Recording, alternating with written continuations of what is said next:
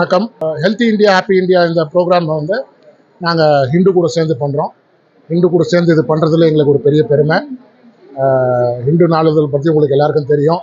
150 வருஷங்கள் கிட்டத்தட்ட இந்தியாவுடைய ஒரு ஐகானாக ஒரு ஐடென்டிட்டியாக இருக்கிற ஒரு நியூஸ் பேப்பர். இதை வந்து பொதுமக்களுக்கு ஒரு விழிப்புணர்வு ஏற்படுத்தணும்னு இந்த ஒரு நல்ல நிகழ்ச்சியை ஏற்பாடு பண்ணியிருக்கிறாங்க. இது மூலமா ஒரு 15 வெபினார் பண்ணுறோம்.